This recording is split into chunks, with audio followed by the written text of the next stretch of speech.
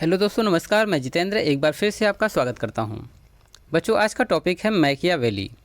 Machiavelli जो है यह इटली के एक दार्शनिक हैं, एक विचारक हैं। पश्चिमी विचारकों में मैंने पहले प्लेटो के बारे में, अरस्तू के बारे में, सिसरो के बारे में, सेंट ऑगस्टाइन और सेंट थॉमस एक्विनास के बारे में आपको पढ़ाया है। तो आज का टॉपिक होने वाला है मैकियावेली। ये काफ़ी महत्वपूर्ण टॉपिक है क्योंकि इन्हें जो है मध्य युग और आधुनिक युग के बीच की कड़ी माना जाता है। तो मैकियावेली का जन्म 1469 ईस्वी में और मृत्यु 1527 ईस्वी में हुआ था। तो इटली के चाणक्य, इनको जो है इटली का चाणक्य भी कहा जाता है क्योंकि जैसे भारत में चाणक्य हुए, विष्णुगुप्त हुए, जिन्हें हम कौटिल्य कहते हैं, उसी प्रकार इटली में मैकियावेली को चाणक्य कहा जाता है। मैकियावेली का जीवन परिचय। आधुनिक युग के उद्धारक निकोलो मैकियावेली का जन्म इटली में पुनर्जागरण आंदोलन के अग्रणी फ्लोरेंस नगर के एक संपन्न परिवार में 3 मई 1469 को हुआ था। तो निकोलो मैकियावेली इनका पूरा नाम है। इनका जन्म फ्लोरेंस नगर में इटली में 3 मई 1469 को हुआ था और इनका परिवार संपन्न था। आगे देखते हैं कि फ्लोरेंस निवासी मैकियावेली यूरोप में पुनर्जागरण काल के एक विवादास्पद विचारक हैं। मैकियावेली विचारों का जितना प्रयोग हुआ है उतना ही दुष्प्रयोग हुआ है। तो इनके जो विचार हैं यह काफ़ी लोगों के लिए प्रयोग प्रयोग सिद्ध हुआ है, उपयोगी सिद्ध हुआ है। तो बहुत से लोगों के लिए दुष्प्रयोग भी इनका किया गया है। तो कहने का तात्पर्य है कि इनकी सोच जो है राज्य को लेकर के दो थी। एक तो था कि निरंकुश शासन, दूसरा इन्होंने गणतंत्र पर भी बातें किया है। इसलिए इनका जो विषय है वो काफ़ी विवादास्पद है। तो इनका उपयोग और प्रयोग और दुष्प्रयोग दोनों हुआ है। चलिए इसको हम आगे देखेंगे इस टॉपिक को। चलिए, तो आज है पुनर्जागरण आंदोलन के कारण यूरोप में चर्च की तानाशाही व सामंतवादी व्यवस्था के परिणामस्वरूप जोरदार आंदोलन चल रहे थे। तो पुनर्जागरण काल मध्यकाल के बाद, यानी कहा जाए कि चर्च की तानाशाही समाप्त हो रही थी और सामंतवादी व्यवस्था जो है कायम होने के लिए अग्रसर थी। तो आंदोलन जो है अपने चरम सीमा पर था। तो ऐसे समय मैकियावेली जैसे प्रतिभाशाली विचारक व राजनीतिज्ञ का इटली की राजनीति में प्रवेश होता है। वहाँ की जनता के लिए एक वरदान से कम नहीं थे। तो जिस समय चर्च की तानाशाही कम हो रही थी, सामंतवादी व्यवस्था यानी पूंजीपति, यानी ऐसा कहा जाए कि निरंकुश शासन का जो है वर्चस्व आने वाला था, उसी समय इनका राजनीति में प्रवेश होता है। मैकियावेली के मध्य युग का अंत करने वाले, यानी मैकियावेली को कहा जाता है कि ये मध्य युग के अंत कर दिया। इन्होंने अपनी विचारधारा बिल्कुल अलग कर ली और आधुनिक युग की शुरुआत करने वाले प्रथम विचारक माने जाते हैं। उन्हें अपने युग का शिशु, क्योंकि पहले हैं तो इनको शिशु भी कहा गया है, की संज्ञा प्रदान की गई और उसे इटली के एकीकरण में महत्वपूर्ण भूमिका निभाने वाला व्यक्ति भी माना गया। तो जिस समय मैकियावेली मध्ययुग का अंत कर रहे थे, कहने का मतलब है कि वहाँ की राजनीति जो है चेंज हो रही थी, उस समय इन्होंने राजनीति में पदार्पण किया।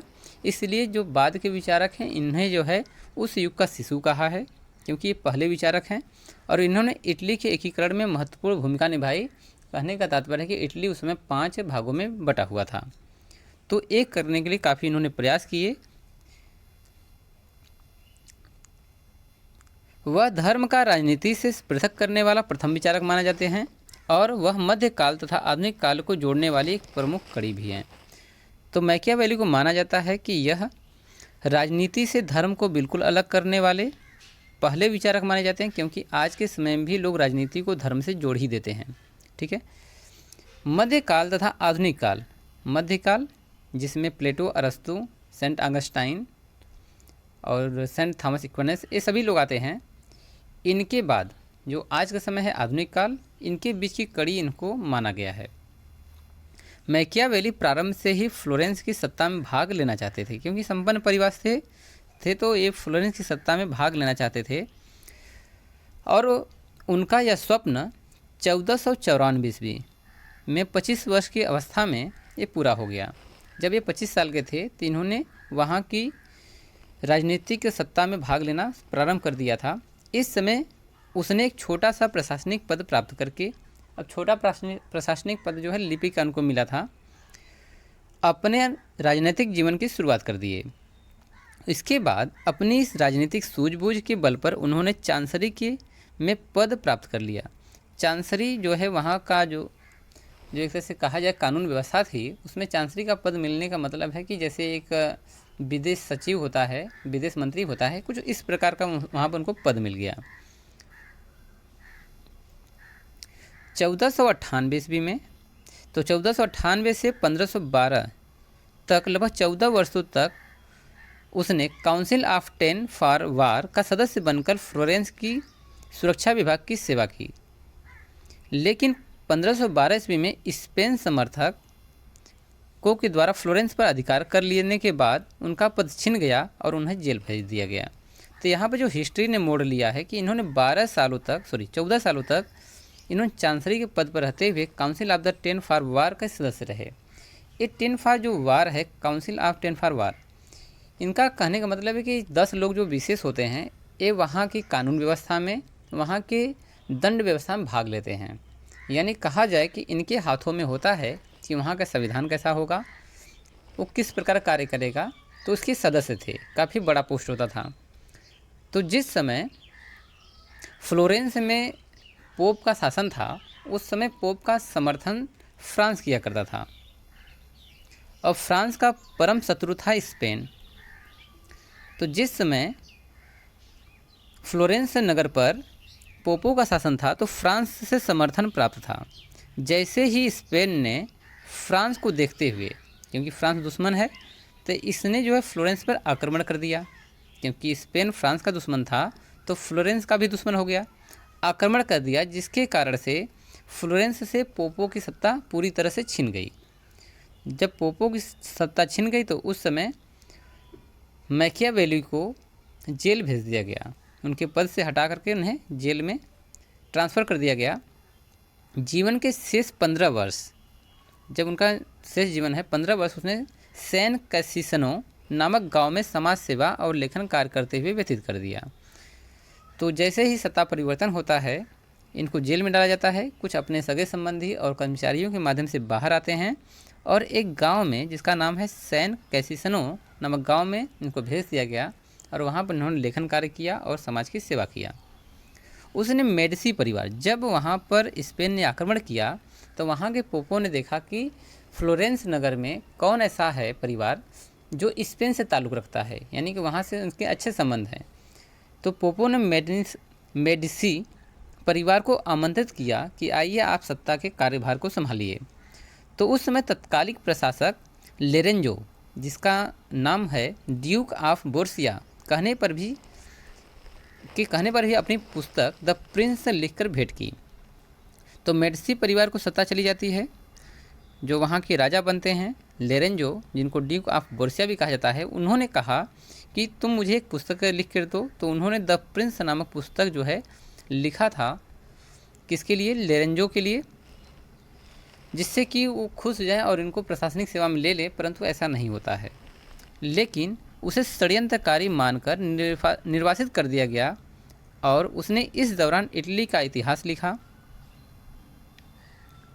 1527 ईस्वी में 58 वर्ष की अल्पायु में ही उनका मृत्यु हो गया। तो द प्रिंस पुस्तक लिखने का तात्पर्य इनका था कि इससे हमारा जो शासक है वो हमसे खुश होगा और हमें फिर से चांसरी में ले लेगा। पर ऐसा नहीं हुआ, उनको षड्यंत्रकारी माना गया, एक जासूस माना गया, तो उनको निष्कासित कर दिया गया। उस गांव में रहते हुए उन्होंने और भी रचनाएं लिखी और 1527 ईस्वी में जब उनकी उम्र 58 साल थी, उनकी मृत्यु हो जाती है। ये तो रहा उनका जीवन परिचय। अब इनकी रचनाएं क्या क्या हैं? तो पहली रचना है द प्रिंस। इस पे जो है शासन कला के बारे में उन्होंने वर्णन किया है। दूसरा किताब का नाम है द डिस्कोर्सेस। इसमें लोकतंत्र और स्वतंत्रता का उल्लेख किया गया है।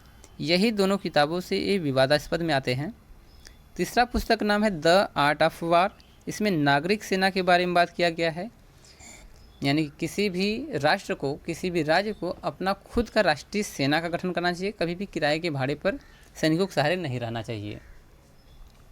चौथी पुस्तक का नाम है द हिस्ट्री ऑफ फ्लोरेंस, यानी जो इटली का इन्होंने इतिहास लिखा है वो पुस्तक है। चलिए, 4 पुस्तकें में पहला दूसरा जो पुस्तक है काफ़ी महत्वपूर्ण है। आते हैं इनका उद्देश्य क्या था।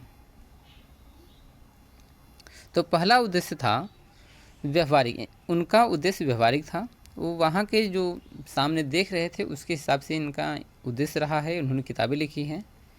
उनके विचारों का उद्देश्य इटली की एकता का निर्माण करना तथा इटली को शक्तिशाली बनाना था। उन्होंने देखा कि फ्रांस, स्पेन आदि राजाओं, जो वहाँ के राजा हैं वो निरंकुश हैं और उन्होंने अपनी जो है राज्य को काफ़ी मजबूत बनाया रखा है। तो इस प्रकार उन्होंने इटली की एकता के लिए काम किया। जो इटली 5 नगरों में बटा हुआ था उनको एक करने का प्रयास किया। तो इनका विचार जो था इटली को शक्तिशाली बनाने का था। इसलिए मैकियावेली ने शासन कला पर अपने विचार दिए। जो प्रिंस है पुस्तक, उसमें शासन कला के बारे में वर्णन किया गया है। अपने विचारों को शासन कला पर आधारित रखा। इन्होंने मानव स्वभाव के संबंधी विचार क्या क्या दिए हैं। तो मानव स्वभाव मूलतः स्वार्थी, लालची व डरपोक है। मानव का मूल उद्देश्य अपनी संपत्ति की रक्षा करना है। तो इनकी एक ही सोच रही है कि जो मानव है वो स्वार्थी होता है, लालची होता है और डरपोक होता है और अपनी संपत्ति की सुरक्षा के लिए कुछ भी कर सकता है। इस प्रकार मानव स्वभाव संबंधी उनकी धारणा उनके समस्त राजनीतिक दर्शन का केंद्र बिंदु है। तो इन्होंने पूरे राजनीतिक दर्शन जो लिखा है वो मानव स्वभाव पर ही आधारित लिखा है।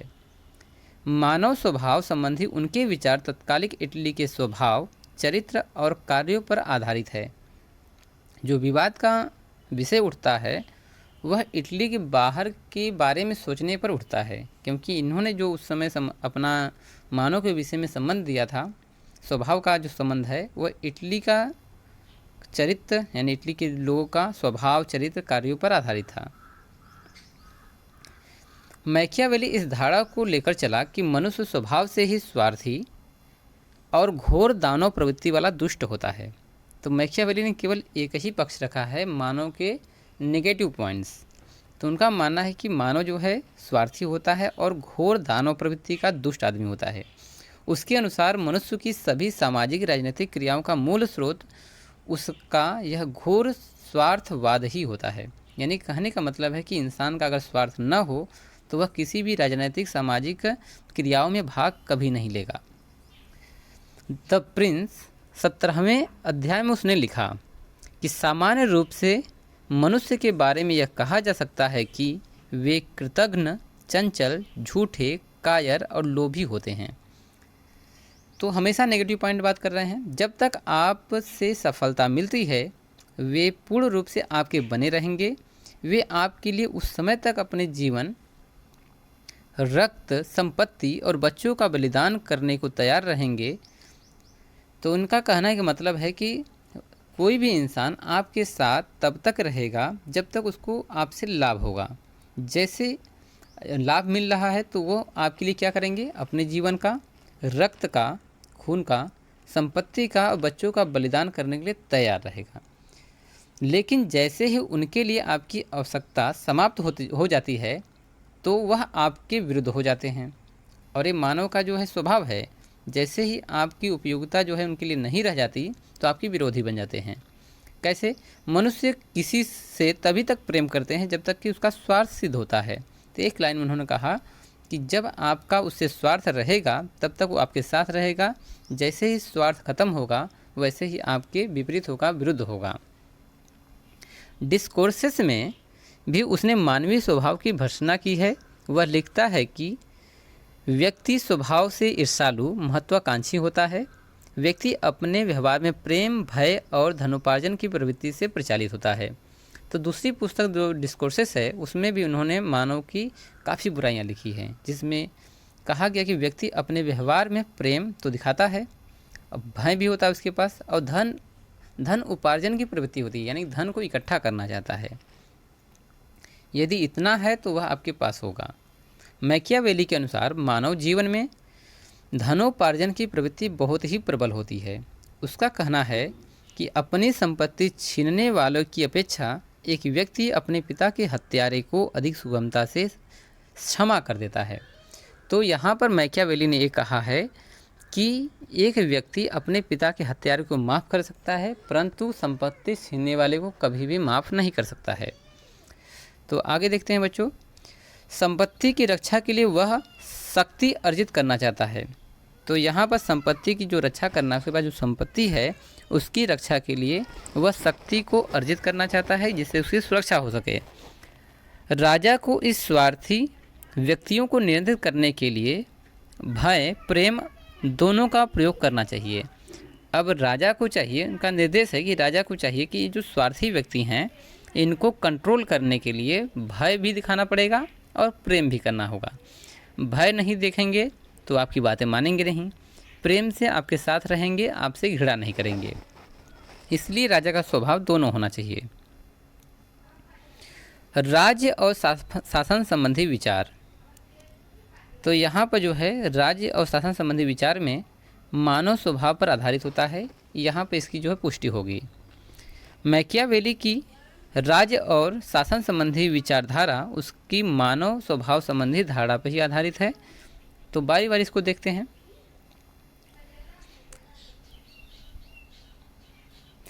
मानव स्वभाव से दुष्ट धोखेबाज होता है, ये बातें इन्होंने काफ़ी बार कहा है।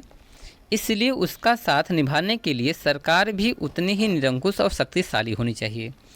तो मनुष्य यदि मानव अगर स्वभाव से दुष्ट और धोखेबाज है तो सरकार भी निरंकुश और शक्तिशाली होनी चाहिए, यानी एक शासक होना चाहिए जो इन पर अंकुश लगा सके, नियंत्रित कर सके, और उसके पास अपार शक्ति होनी चाहिए जिससे कि लोग अपने दुष्टपना और धोखेपना का उसको स्वीकार न बना लें। मानव जीवन में भय के तत्व की प्रधानता को दृष्टि में रखते हुए वह नरेश को यानी राजा को सुझाव देता है कि उसे प्रजावत्सल ही नहीं वरन ऐसा होना चाहिए कि लोग उससे डरते रहें। यानी कि यहाँ पर इन्होंने शासक को ये कहा है कि मानव की प्रवृत्ति तो ऐसी होती है, मगर एक राजा को प्रजावत्सल तो होना चाहिए, प्रजा को अपना पुत्र के समान मानना चाहिए, परंतु उसके साथ ही उसे ऐसा भी होना चाहिए कि मानव उससे डरे। एक कुशल शासक मानवीय प्रकृति की दुर्बलताओं को दृष्टि में रखकर छल बल का प्रयोग करके एक अच्छे शासक की प्रतिष्ठा प्राप्त कर सकता है। तो यहाँ पर उन्होंने कहा है कि एक कुशल शासक तभी हो सकता है जब उसके अंदर मनुष्य की दुर्बलता दिखाई दे और वो छल बल से किसी प्रकार से शासक की प्रतिष्ठा को प्राप्त कर लेगा। चलिए आगे देखते हैं। इसी प्रकार व्यक्ति के स्वभाव में संपत्ति के अर्जन की प्रबल इच्छा को दृष्टि में रखते हुए वो कहता है, क्योंकि मानव का इस स्वभाव होता है कि वह संपत्ति का अर्जन करेगा, संपत्ति को इकट्ठा करेगा। वह कहता है कि बुद्धिमान शासक व्यक्ति की हत्या भले ही कर दे पर उसकी संपत्ति कभी न लूटे। तो यहाँ पर इन्होंने मैकियावेली ने कहा कि एक शासक को चाहिए कि अगर गलती कर रहा है तो उसकी संपत्ति जब्त मत कीजिए। संपत्ति जब्त करने से जो उसके साथ हैं और भी प्रजा है, क्योंकि ये मानव स्वभाव सबके लिए है, तो वह आपके विपरीत होंगे, आपकी बुराई करेंगे, आपको सत्ता से बेदखल भी कर सकते हैं। इसलिए उन्होंने सुझाव दिया है कि यदि गलती हो तो शासक को चाहिए कि उस मानव की हत्या करवा दें या फिर उसको जो है मार डालें, परंतु उसकी संपत्ति न लूटें। ये सुझाव है मैकियावेली का। मानवीय स्वभाव की दुर्बलताओं को दृष्टि में रखते हुए वह इस बात का प्रतिपादन करता है कि राजा में शेर का साहस और लोमड़ी की चालाकी दोनों होनी चाहिए। तो वो राजा को सुझाव देता है कि राजा को साहसी होना चाहिए और लोमड़ी की तरह उसके पास चालाकी होनी चाहिए, क्योंकि लोमड़ी होती है जो सातिर शेर की चाल या फिर किसी के भी चाल को समझ सकती है, यानी काफ़ी तेज़ दिमाग की लोमड़ी होती है। और शेर कहने के लिए तात्पर्य यहाँ पर यह है कि यदि गीदड़ को डराना है तो शेर बनना पड़ेगा। तो राजा को शेर की तरह साहसी होना चाहिए और लोमड़ी की तरह चालाक होना चाहिए। चलिए अब देखते हैं मानव स्वभाव विचारधारा की आलोचना। अब मानव स्वभाव जो है इसकी आलोचना में इस समय क्या है कि मैकियावेली की मानव स्वभाव संबंधी धारणा न केवल एकांगी वरन अतार्किक और अवैज्ञानिक भी है। तो यहाँ पर बातें ये आएंगी कि जो मैकियावेली की सोच है, जो मानव संबंधी विचारधारा है, उसकी बुराई क्या क्या है कि उसका केवल एक पक्ष पर ध्यान दिया है। एक पक्ष का मतलब है कि वह इंसानों की केवल बुराइयां देखा है और अतार्किक है, इस पर कोई तर्क नहीं दिया है, यानी कि उस पर कोई स्पष्टीकरण मिलता तो सही रहता, पर ये अतार्किक है, कोई स्पष्टीकरण नहीं है और अवैज्ञानिक है, इस पर कोई मतलब कि इस पर कोई निराधार नहीं है, बस उन्हें कह दिया है।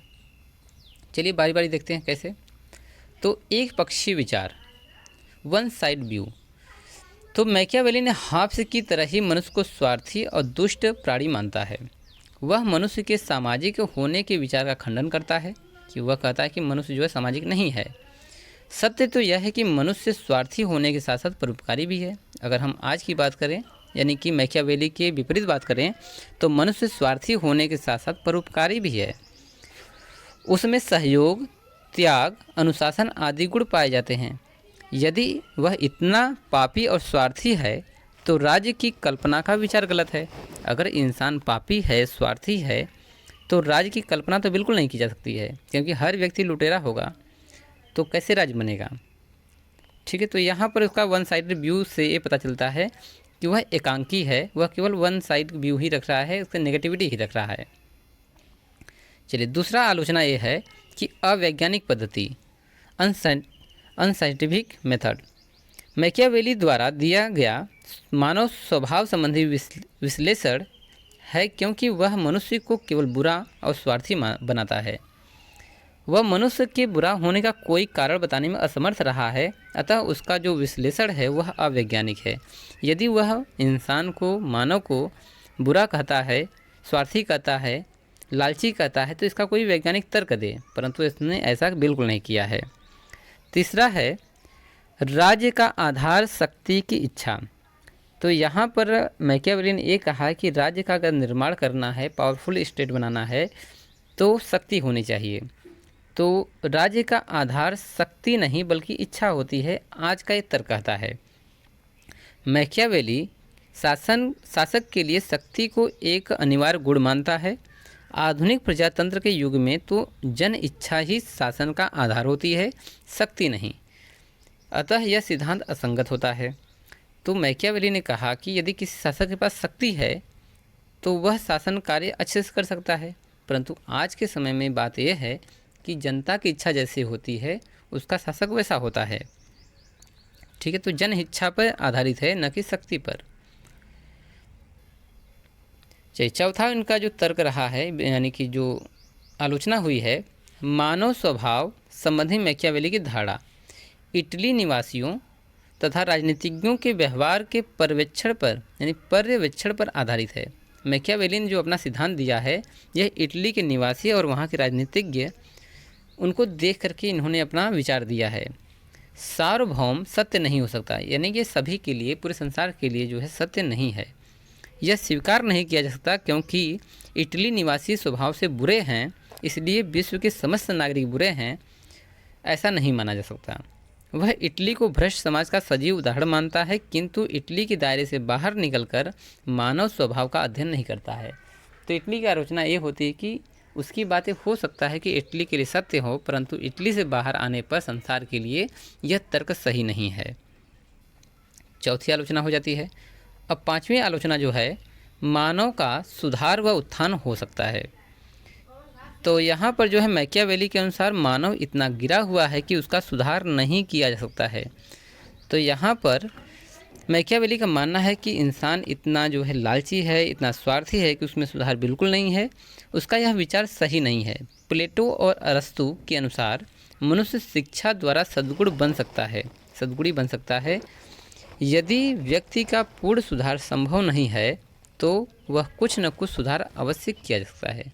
यदि कोई इंसान बहुत ही बेकार है, फिर भी उसके अंदर कुछ न कुछ सुधार किया जा सकता है शिक्षा के माध्यम से, यह प्लेटो और अरस्तु का कहना है। तो यहाँ पर भी इसका तर्क गलत होता है।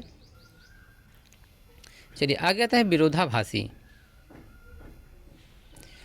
तो मैकियावेली एक तरफ तो मनुष्य को स्वार्थी और लोभी कहता है, दूसरी ओर कहता है कि मनुष्य अपने पिता के हत्यारे को माफ़ कर सकता है, परंतु पैतृक संपत्ति के अपहरणकर्ता को नहीं। यानी कि इसका कहने का तात्पर्य यहाँ पर यह है कि यहाँ पर जो है मैकियावेली ये कहते हैं कि पिता के हत्यारे को तो माफ़ कर सकता है। अगर इंसान के अंदर माफ़ करने की प्रवृत्ति नहीं है, वह स्वार्थी है, लालची है, तो वह माफ़ कैसे कर सकता है, परंतु पैतृक संपत्ति के अपहरणकर्ता को कभी माफ़ नहीं कर सकता। जब व्यक्ति इतना दुष्ट और स्वार्थी है, क्षमा जैसा गुण उसमें कहाँ से आ सकता है। दुष्टता और क्षमता परस्पर विरोधी गुण हैं। अतः मैकियावेली की मानव स्वभाव संबंधी धारणा परस्पर विरोधी विचारों से भरी पड़ी है। तो दुष्टता और क्षमा परस्पर क्या है, विरोध है। तो यदि इंसान अपने पिता के हत्यारे को माफ़ कर सकता है, क्षमा कर सकता है, तो इसमें जो है उसका विरोधाभास सामने आता है, स्पष्ट दिखाई दे रहा है। अब देखते हैं तार्किक दोष क्या है इसमें। मैकियावेली ने तत्कालिक इटालियन समाज के व्यक्तियों के स्वभाव के आधार पर समस्त मनुष्यों को सर्वकालीन स्वभाव का चित्रण किया है, अतः उसके सिद्धांत में तार्किक दोष विद्यमान है। तो मैकियावेली ने केवल इटली के समाज के बारे में अध्ययन किया है, न कि वर्ल्ड के सभी मानव के विषय में, इसलिए उसके स्वभाव क्या हैं, अतार्किक हैं, तार्किक नहीं हैं। चलिए अब देखते हैं कि मैकियावेली का शासन पर क्या विचार था।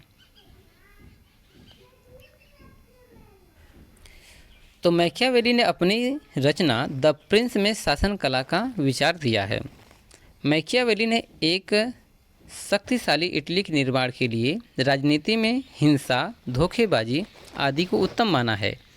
उसके अनुसार एक शक्तिशाली राजा ही शक्तिशाली इटली का निर्माण कर सकता है।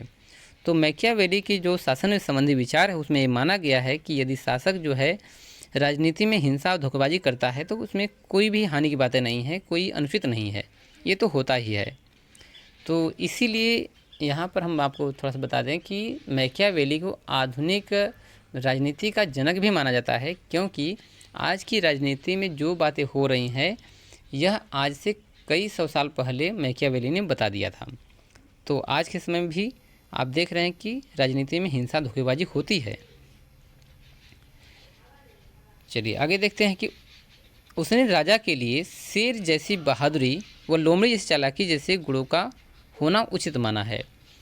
तो मैकियावेली ने कहा कि राजा को शेर जैसा बहादुर होना चाहिए, लोमड़ी जैसा चालाक होना चाहिए, इसके पास गुण होने चाहिए। तो लोमड़ी बहुत चालाक होती है, धूर्त होती है, ठीक है। मैकियावेली के अनुसार राजा को सद्गुणी, धर्मपरायण व उदार दिखना चाहिए। उसने कहा कि राजा जो है सद्गुणी, धर्मपरायण यानी धर्म के प्रति उसका स्वभाव उदार दिखना चाहिए, परंतु आवश्यकता पड़ने पर उसे छल, धोखा, बल प्रयोग से कभी पीछे नहीं हटना चाहिए। यानी यहाँ पे ये देख रहा है कि सामने दिखाने के लिए एक राजा को सद्गुणी होना चाहिए, धर्मपरायण होना चाहिए, उदार प्रवृत्ति का होना चाहिए, परंतु जैसे ही अगर आवश्यकता पड़ती है तो छल भी कर दे, धोखा भी करे और बल का भी प्रयोग करे, इसके लिए वो पीछे नहीं हटना चाहिए, उसके पास सब गुण होने चाहिए। मैकियावेली उत्कृष्ट उदारता अपनाने का परामर्श देता है। वो कहता है कि आप उदारता दिखाइए तभी तक जब तक आवश्यकता हो, आवश्यकता पड़े तो आप निर्दयता भी दिखाइए। अतः उसने कहा कि राजा जैसा दिखे वैसा नहीं होना चाहिए। उसने कहा कि राजा जैसा दिख रहा है वैसा बिल्कुल नहीं होना चाहिए, नहीं तो आपको लोग पढ़ लेंगे कि आपका अगला स्टेप क्या है। इसलिए वह सीजर बोर्जियो मैकियावेली का आदर्श शासक है। जो सीजर बोर्जियो है वो जैसा दिखता था वैसा काम नहीं करता था, उसके विपरीत, इसलिए उसने इसको जो है अपना आदर्श शासक मानता है। मैकियावेली ने राजा को सलाह दी है कि उसे यह सतर्कता बरतनी चाहिए कि राजा के प्रति प्रजा में घृणा उत्पन्न न हो तथा राजा द्वारा प्रजा की महिलाओं व संपत्ति पर आक्रमण न किया जाए। तो मैकियावेली ने यह कहा है कि राजा को जो है इतनी सतर्क रहना चाहिए कि प्रजा में उसके प्रति घृणा न हो। अब घृणा तभी होता है जब एक राजा जो है अपने प्रजा की संपत्ति पर अधिकार कर लेता है या महिलाओं की संपत्ति छीन लेता है। इस कारण से राजा जो है समाज में या फिर प्रजा में घृणित हो जाता है। तो राजा को ऐसा नहीं करना चाहिए कि लोग घृणा से देखें। उसके अनुसार राजा को धर्म का राजनीतिक प्रयोग करना चाहिए, जबकि स्वयं धार्मिक नहीं होना चाहिए। राजा को यह दिखावा करना चाहिए कि वह लोगों को स्वतंत्रता प्रदान कर रहा है, जबकि वास्तविकता में ऐसा नहीं होना चाहिए।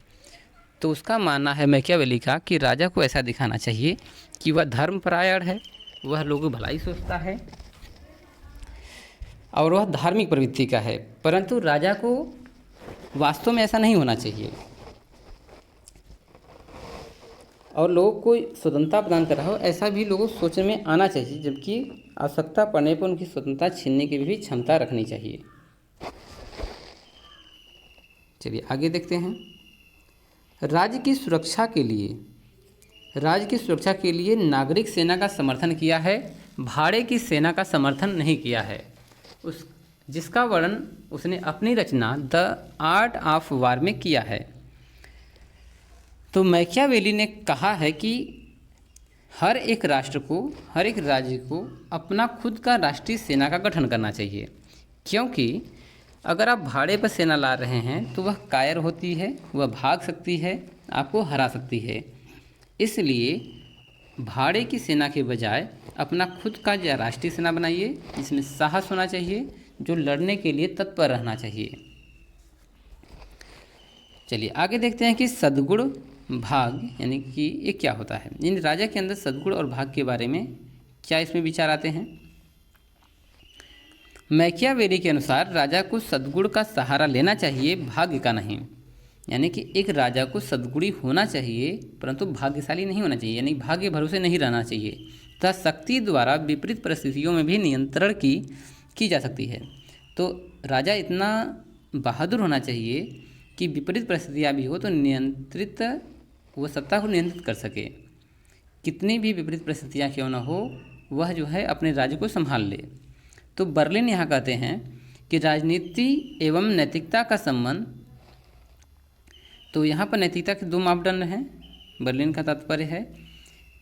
तो बर्लिन की रचना जो है, जो मैकियावेली के बारे में है, the originality of the Machiavelli.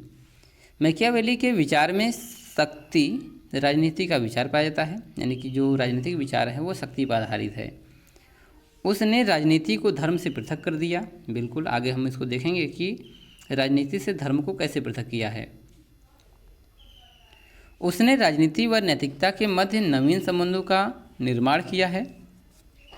Machiavelli के अनुसार राजा पर नैतिक मापदंड लागू नहीं होते हैं। यदि राजा नैतिक मापदंडों से बंधा होगा तो उसके लिए हानिकारक होगा। तो राजा को कभी भी नैतिकता के मापदंड पूरी तरह से नहीं उतरना चाहिए। यदि ऐसा होता है तो उसके लिए हानि है।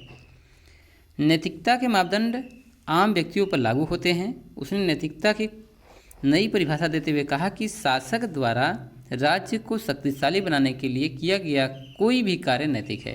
तो एक राजा यदि राष्ट्र की सुरक्षा के लिए, राष्ट्र को शक्तिशाली बनाने के लिए कोई भी कार्य कर रहा है तो वह नैतिक माना जाएगा। इसलिए मैकियावेली अनैतिक नहीं बल्कि नैतिकता के तटस्थ हैं। तो इन्होंने ये कहा है कि मैकियावेली पूरी तरह अनैतिक भी नहीं है और नैतिकता में भी पूर्णतः विश्वास नहीं रखते हैं। ये इसके तटस्थ हैं, ये दोनों को लेकर चलते हैं। मैकियावेली की शासन पद्धति। द डिस्कोर्सेस में मैकियावेली ने स्वतंत्रता का समर्थन किया है। उसने कहा है कि प्राचीन रोम में स्वतंत्रता सभी के लिए उपलब्ध थी, इसलिए विधि निर्माता का यह कर्तव्य है कि वह स्वतंत्रता को सुरक्षित करे। तो वह स्वतंत्रता को मानता है। उसने कहा है कि प्राचीन रोम में लोगों को स्वतंत्रता दी जाती थी, इसलिए जो विधि के निर्माता हैं, जो कानून बनाते हैं, उनको यह चाहिए कि आज भी प्रजा को स्वतंत्रता दी जानी चाहिए। मैकियावेली ने अपनी रचना द प्रिंस तथा द डिस्कोर्सेस में शासन पद्धति का वर्णन किया है। द प्रिंस में शक्तिशाली राजा का समर्थन किया तथा द डिस्कोर्सेस में गणतंत्रीय राज्य का समर्थन किया है। तो द प्रिंस में उसने कहा है कि राजा को शक्तिशाली होना चाहिए, जबकि दूसरी पुस्तक द डिस्कोर्सेस में उसने कहा कि गणतंत्री शासन का समर्थन होना चाहिए। यहाँ पर विवादास्पद यह है कि द प्रिंस में उन्होंने निरंकुश शासन की कामना की है और डिस्कोर्सेस में गणतंत्रीय, जो एक दूसरे के घोर विरोधी हैं।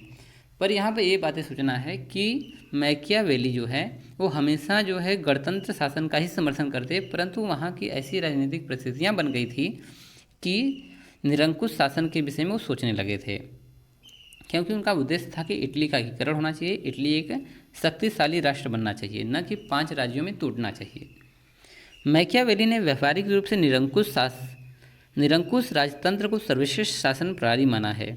तो उस समय जब शासन व्यवस्था चल रही थी तो उस समय उन्होंने इसको सर्वश्रेष्ठ माना है, जबकि सैद्धांतिक रूप से वो मानते हैं कि गणतंत्र को सर्वश्रेष्ठ शासन प्रणाली माना तथा गणतांत्रिक शासन की सुरक्षा बेहतर होती है।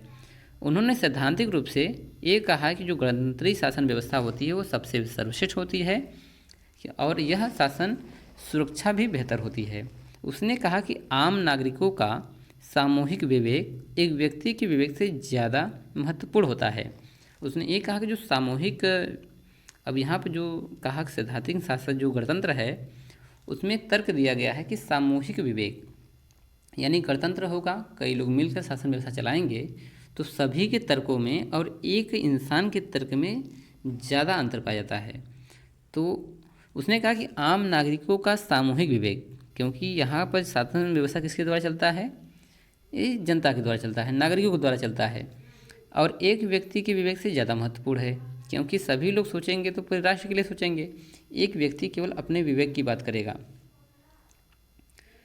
स्पष्टतया कहा कि गणतांत्रिक शासन श्रेष्ठ होता है, लेकिन ये उन्हीं समाजों पर लागू हो सकता है जहाँ सद्गुणी व्यक्ति हों, जहाँ सभी लोग सद्गुण हों, जिनके पास चालाकी, छल, धोखा, लालच ये सब नहीं है, वहाँ पर जो है ये सही है।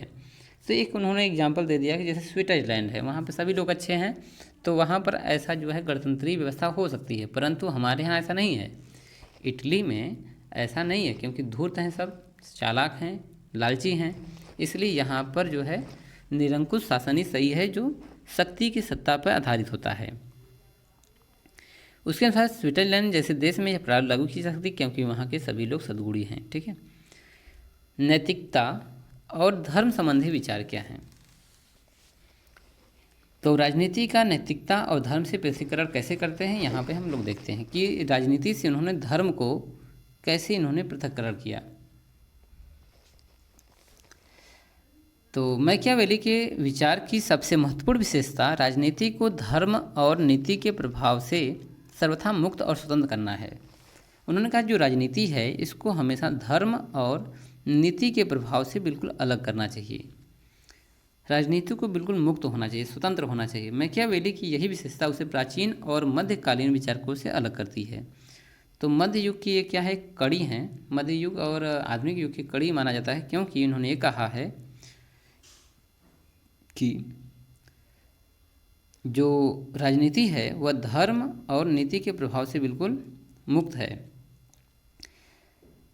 ठीक है। आगे जो है यही विशेषता प्राचीन और मध्यकालीन विचारों से बिल्कुल इनको अलग बनाता है। सोफिस्ट वर्ग के विचारकों के अतिरिक्त सभी यूनानी विचारक सुकरात, प्लेटो तथा अरस्तु नैतिक जीवन को बहुत महत्व देते हैं। अब इनको अलग कैसा कहा गया है, क्योंकि सोफिस्ट वर्ग के विचारक हों, चाहे यूनान के सुकरात हों, चाहे प्लेटो हों, अरस्तु हों, नैतिक जीवन को बहुत महत्व देते हैं। इनका कहने का मतलब जो नैतिकता है इंसान में वो काफ़ी महत्वपूर्ण होती है। चर्च के विचारकों का तो संपूर्ण राजनीतिक चिंतन ही धर्म से अनुप्राणित था। तो जैसा कि सेंट थॉमस एक्विनास और सेंट ऑगस्टाइन, इन दोनों ने कहा कि चर्च के जो विचारक हैं दोनों, इन्होंने कहा कि धर्म ही सर्वश्रेष्ठ है। इनका पूरा तर्क ही धर्म पे जाता था, ईसाई धर्म पे जाता था। तो यहाँ पर जो नैतिकता की बातें कर रहे हैं सुकरात, प्लेटो, अरस्तु, परंतु जो धर्म की बातें कर रहे हैं सेंट थॉमस एक्विनास और ऑगस्टाइन, इन दोनों से बिल्कुल अलग मैकियावेली ने तर्क दिया कि राजनीति को इन दोनों से अलग होना चाहिए। मैकियावेली पहला ऐसा विचारक था जिसने राजनीति को नैतिकता से जानबूझकर तथा औपचारिक रूप से अलग कर दिया। अब वो जानता था कि यदि नैतिकता होगी तो राष्ट्र कमज़ोर होगा, इसलिए उसने कहा कि नैतिकता को कभी भी राजनीति में नहीं होना चाहिए। मैकियावेली इस बात से इनकार करता है कि भावी जीवन में आनंद प्राप्त करने के लिए मनुष्य को कानून के निर्देश की आवश्यकता होती है। मैकियावेली कहना है कि कभी भी इंसान को आनंद की प्राप्ति के लिए, खुश रहने के लिए कानून का सहारा लेना जो है आवश्यक नहीं है। मैकियावेली की धारणा है कि मनुष्य का केवल एक ही लक्ष्य हो सकता है कि वह है इस जीवन में सुख की प्राप्ति। वह सुख की प्राप्ति कैसे करता है? इस प्रकार मैकियावेली मानव जीवन के अंतिम लक्ष्य के संबंध में संत थॉमस एक्विनास और ईसाई धर्म के अन्य विचारकों की धारणा का खंडन करता है। जैसा कि सेंट थॉमस एक्विनास और सेंट ऑगस्टाइन ने कहा कि यदि इंसान को खुश रहना है, अपना आत्मबोध करना है, तो चर्च की तरफ यानी धार्मिक प्रवृत्ति का होना चाहिए। तो वह पूर्णतः इसको मना करता है। वो कहता है कि इंसान को यदि खुश रहना है तो उसका लक्ष्य ही खुश रहना है, चाहे वो किसी प्रकार से हो। तो इसके लिए कानून और धर्म जो है मायने नहीं रखता है। अब मैकियावेली के अनुसार राज्य के द्वारा अपने को एकीकृत करने और शक्तिशाली बनाने के लिए आवश्यकता अनुसार सभी प्रकार के साधन अपनाए जा सकते हैं। तो उसने कहा कि यदि राष्ट्र को, राज्य को एकीकृत करना है, शक्तिशाली बनाना है, तो कुछ भी कराया जाए वो सब साधन जो है सही है, चाहे छल हो, बल हो, सद्बुद्धि हो या गुणी है, इस सब के सब जो है इसके लिए सही है। वह कहता है कि राजा को राज्य की सुरक्षा की चिंता करनी चाहिए। साधन तो सदैव आदरणीय ही समझे जाएंगे और उनकी सामान्य रूप में से प्रशंसा की जाएगी। तो वह कहता है मैकियावेली कि राजा को केवल राज्य की चिंता करनी चाहिए। जो साधन हैं जिससे वो राज्य कर रहा है वो हमेशा आदरणीय ही रहेंगे, उनकी प्रशंसा होती ही रहेगी। पर जो राजा प्रेजेंट टाइम में है वह उसे केवल राज्य की चिंता करनी चाहिए, चाहे वो किसी प्रकार से हो, ठीक है। चाहे वह छल बल हो उसकी प्रशंसा भी की जाएगी, चाहे वो सद्गुण के मामले से कर रहा है तब भी उसकी प्रशंसा की जाएगी। तो साधन जो है वह हमेशा प्रशंसनीय रहेंगे, केवल राजा को राज्य की सुरक्षा की चिंता करनी चाहिए। मैकियावेली की धारणा है कि राज्य की सुरक्षा और कल्याण के मार्ग में नैतिक विचारों को बाधित नहीं होने दिया जाना चाहिए। यानी कि जो नैतिकता है उसे बिल्कुल नैतिकता पर कायम रहना चाहिए और शासक को नैतिकता के चक्कर में न पड़कर आवश्यकता अनुसार सभी प्रकार के साधन अपना लेना चाहिए। अब मैकियावेली ने कहा कि नैतिकता तो केवल मतलब नागरिकों के लिए है। अगर शासक के ऊपर नैतिकता लागू होगी तो राज्य जो है कर्ज में चला जाएगा या फिर किसी का हमला हो सकता है। तो इसके विपरीत शासक को केवल अपने राज्य की चिंता करनी चाहिए। कहने का तात्पर्य चाहे छल हो, बल हो, नीति हो, अनीति हो, सबका पालन करते हुए उसे केवल शासन की सुरक्षा देखनी चाहिए। बाकी जो नैतिकता है वह लागू होना चाहिए, पर उस सब पे लागू होना चाहिए, नागरिकों पर लागू होना चाहिए, पर शासक पर नहीं होना चाहिए। वह लिखता है कि प्रत्येक व्यक्ति जानता है कि राजा के लिए अपने वचन का पालन करना और नीतिपूर्वक आचरण करना कितना प्रशंसनीय है। वह कहता है कि राजा जो है ऐसा व्यक्ति होता है, सब लोग मानते हैं कि यदि उसने वचन दिया है तो उसका पालन करेगा और नीतिपूर्वक आचरण करेगा और उसकी प्रशंसा होगी। तथापि आँखों के समक्ष जो कुछ घटा है, अब वहाँ पर जो मैकियावेली था जो उस समय शासन व्यवस्था में भाग ले रहा था, उसने कहा कि आँखों के समक्ष जो कुछ घटा है उसमें हम देखते हैं कि केवल उन्हीं राजाओं ने महान कार्य किए हैं जिन्होंने चालाकी में दूसरों को पीछे छोड़ दिया है। तो उन्होंने कहा कि जो बातें नैतिक है वो तो हम जानते ही हैं, पर हम देख रहे हैं कि जो व्यक्ति, जो राजा इसमें आगे बढ़ा है वह चालाकी से दूसरों को पीछे छोड़ा है, अंत में उसमें अधिक सफल सिद्ध हुआ है। जो कि ईमानदारी से आचरण में विश्वास करते थे, जो ईमानदारी से काम करते थे वो पीछे ही रह गए। जो किसी की नीति को भी नहीं मानते, वो अपनी केवल कुछ भी, यानी कहने का मतलब है कि वह छल बल दंड सामवेद सब कुछ अपना करके जिन्होंने काम किया वो आगे निकल गए ईमानदारों की तुलना में। इसलिए एक बुद्धिमान शासक अपने वचन का पालन नहीं कर सकता है और न ही उसे ऐसा करना चाहिए यदि ऐसा करना उसके हित में न हो। तो यदि किसी शासक ने वचन दे दिया कि मैं एक कार्य करूँगा, यदि उसके हित में नहीं है तो वो उसको न करे, उसको त्याग दे। तो कभी भी शासक को वचन का पालन बिल्कुल नहीं करना चाहिए। ये मैकियावेली का कथन है और आज की दुनिया में भी ऐसा लागू होता है। लोग कहते हैं कि वादे आपने किए हैं, सरकार ने किया है तो करेगा, परंतु ऐसा नहीं होता है। एक अन्य स्थान पर मैकियावेली लिखता है न तो कोई प्राकृतिक कानून है और न ही सार्वभौम रूप से स्वीकृत कोई अधिकार। राजनीति को नैतिकता से पूर्णतः स्वतंत्र करना चाहिए, साध्य ही साधनों का औचित्य है। यहाँ पर जो है प्राकृतिक कानून न होने का तात्पर्य है कि प्लेटो ने, अरस्तु ने, सुकरात ने, इन सभी लोगों ने ये कहा कि प्राकृतिक कानून लागू है। यहाँ तक सेंट ऑगस्टाइन ने भी ये कहा है कि कानून दो तरह के हैं, एक प्राकृतिक है, एक मानव निर्मित है।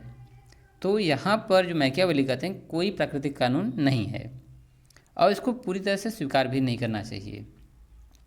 और जो नैतिकता है वह बिल्कुल राजनीति से बिल्कुल अलग कर देना चाहिए। नैतिकता राजनीति में नहीं आनी चाहिए। साध्य ही साधनों का औचित्य है। चलिए आगे देखते हैं। उपयुक्त दृष्टिकोण के आधार पर मैकियावेली लिखता है कि राजा को ऊपर से दयालु, विश्वासी, धार्मिक और सच्चा होने का ढोंग करते हुए आवश्यकता पड़ने पर निर्दयी, विश्वासघाती, अधार्मिक बनने के लिए तत्पर रहना चाहिए। तो मैकियावेली कहता है कि राजा को ऊपर से दयालु दिखना चाहिए, विश्वासी दिखना चाहिए, धार्मिक दिखना चाहिए, सच्चा ढोंग करने वाला दिखना चाहिए, परंतु वह अंदर से आवश्यकता अगर पड़ती है तो वह निर्दयी होने में भी न सोचे, विश्वासघाती होने में भी न सोचे और अधार्मिक होने पर भी न सोचे, यानी सब कुछ उसके लिए जायज़ है। वह धोखा ढोंग राजा के लिए बहुत ज़रूरी समझता है। मैकियावेली कहता है कि राजा जो है वो ढोंग करता है तो भी ज़रूरी है, धोखा भी ज़रूरी है। और उसका विचार है कि राजा को छल कपट को जानने के लिए लोमड़ी और भेड़िए को डराने के लिए शेर होना चाहिए। तो छल कपट कोई भी कर सकता है, इसको जानने के लिए लोमड़ी, ठीक है। अगर आप लोमड़ी से चालाक होंगे तो यदि कोई छल कपट करता है तो आप मुस्कुराएंगे क्योंकि आप उसकी कमियों को जानते हैं। परंतु भेड़ियों को डराने के लिए कुछ आते हैं आंखें दिखाते हैं, तो राजा ऐसा होना चाहिए कि शेर होना चाहिए, भेड़ियों भी फाड़ डाले, ठीक है। तो भेड़ियों को डराने के लिए शेर होना चाहिए। राजनीति का नीति से संबंध, विच्छेद के 4 प्रमुख कारण। अब यहाँ कहा राजनीति को नीति से अलग होना चाहिए, इसके 4 जो है कारण दिया। पहला, यूनानी दार्शनिकों की भांति वह राज्य को सर्वश्रेष्ठ और सर्वोच्च संगठन मानता है और उसका विचार है कि राज्य के हित व्यक्तिगत हितों से उच्च और महत्वपूर्ण होते हैं। यहाँ पर उसका विचार जो है यूनानी दार्शनिकों से मैच करता है कि राज्य को सर्वश्रेष्ठ और सर्वोत्तम मानना चाहिए और अपने हित की तुलना में राज्य का हित बहुत महत्वपूर्ण है। इसी आधार पर वह कहता है कि जब राज्य की सुरक्षा संकट में हो तो इस बात का कोई विचार नहीं करना चाहिए कि क्या न्यायपूर्ण है और क्या अन्यायपूर्ण है, क्या दयालुतापूर्ण है और क्या निर्दयतापूर्ण है, क्या गौरवपूर्ण है और क्या निर्लज्जापूर्ण है। वो कहता है कि यदि किसी भी शासक को व्यक्तिगत लाभ स्वार्थ की तुलना में राज्य के विषय में ज़्यादा सोचना चाहिए। यदि राज्य पे संकट है तो न्याय अन्याय की बातें नहीं करनी चाहिए, दयालुता निर्दयता की बात नहीं करना चाहिए, गौरवपूर्ण और निर्लज्जा की बात नहीं करना चाहिए, आक्रमण करना चाहिए। राज्य के लिए सब कुछ जायज़ है। दूसरा कारण उसका यथार्थवाद दृष्टिकोण है, ठीक है। तो उसका मानना है कि जो कुछ है, जो प्रत्यक्ष रूप से दिख रहा है वही सही है। तो यथार्थवाद में उन्होंने जैसे कहा है कि इटली की जनता जो है धोखेबाज है, धूर्तपूर्ण है, लालची है, तो इसका यथार्थवादी दृष्टिकोण का मतलब जो दिख रहा है उस पर वो फोकस किया है। तीसरा कारण है कि उसकी मानव प्रकृति के संबंध में विशेष धारणा है। वह मनुष्य को चोर स्वार्थी मानता है। उसका विचार है कि मनुष्यों पर प्रेम के स्थान पर भय से ही शासन किया जा सकता है। तो मानव जो है, उसका मानना है, एक ही पक्ष लिया है ना, मानव जो है स्वार्थी, लालची और घोर स्वार्थी प्रवृत्ति का इंसान है। यदि उस पर शासन करना है तो राजा को उसके ऊपर भय दिखाना चाहिए। अगर भय से शासन करेगा तो राजा कामयाब होगा, अन्यथा नहीं हो पाएगा। चौथा जो है अलग करने का तात्पर्य, नीति को राजनीति से बाहर करने का तात्पर्य है कि चौथा कारण उसके द्वारा शक्ति को वीर पुरुषों को अत्यधिक महत्व देना है। मैकियावेली कहते हैं कि जो शक्तिशाली व्यक्ति है, वीर पुरुष है, वह अत्यधिक जो है महत्वपूर्ण है। मैकियावेली शक्तिशाली व्यक्ति को वंदनीय समझता है और शक्ति प्राप्त करने के लिए प्रत्येक उपाय का प्रयोग करना चाहिए, यानी उचित मानता है। वो कहता है कि शक्तिशाली व्यक्ति रहेगा तो इटली जो है शक्तिशाली राष्ट्र बनेगा और जो कुछ भी उसके उपाय करना पड़े शक्तिशाली बनाने के लिए वो सब के सब उचित है, अनुचित कुछ भी नहीं है।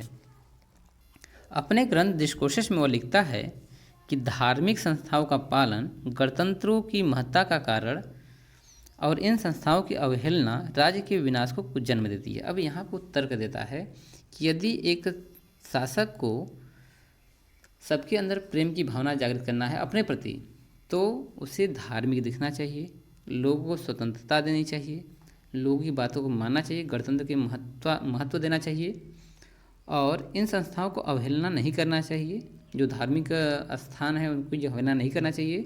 अगर ऐसा करता है तो एक शासक अपने प्रजा की नज़रों में गिर जाता है और राष्ट्र जो है गर्त में चला जाएगा। अब इसके लिए आलोचना क्या है?